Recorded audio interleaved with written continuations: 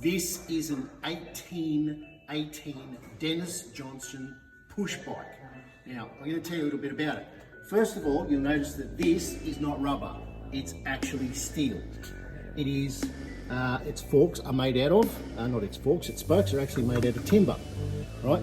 You'll also notice that there are no pedals. So it is, in fact, by all accounts, a push bike. All right, I'm not typically very big on bicycles, but a couple of things about this particular bicycle caught my attention. The first thing I wanted to talk about is the cast alloy stand that the bike's actually standing in, which is very, very cool. The other thing, of course, is that these are lamps. Now, they would run on kerosene or something along those lines. It's one at the rear and one at the front. We tried to light this up a little bit so that you can actually see the red that actually comes out both sides. All right. The handlebars are particularly unique. The brake would have been thumb operated, which is a bit unusual. But what I really wanted to point out was the seat. This is the height of technology and comfort. Have a go at that, eh? Imagine doing a couple of kilometres on that bad boy. Yikes.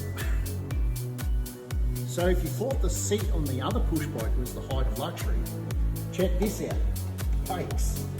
Now, again, these are steel, not rubber. There's a lamp on the front. The handlebars are made of wood. That's steel in the middle. But this uses the same technology as the old penny farthing push bikes would use, and you would actually pedal from the front. So, really interesting to see how technology has changed push bikes over the years. Okay, so this is really interesting. Again, we're still on bicycles, and I don't normally talk about bicycles, but this is really, really cool. You've seen me point out, if you've watched my previous videos, that some of the tyres were actually made of strap steel. Some innovative person, I should say, has put cork on this rim. So this rim has a tyre essentially made out of cork, and they've held it together with a steel rod bent around the rim. Very, very clever. Somebody else has come along and gone, well, hang on, let's see if we can get some traction in the mix. And this is actually a coil spring wrapped around the rim of the push bike and joined together there in the center.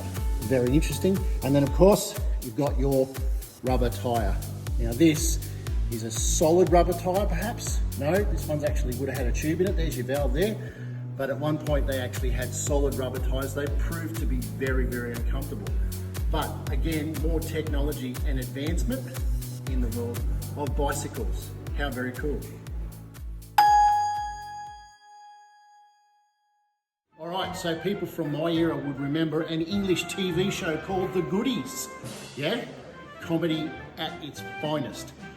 The push bike they rode. Well, this is not the exact push bike, but it is exactly the same brand and model of push bike that they used in the very famous Goodies TV show. How very cool is that? And it's on display at the Highfields Pioneer Museum.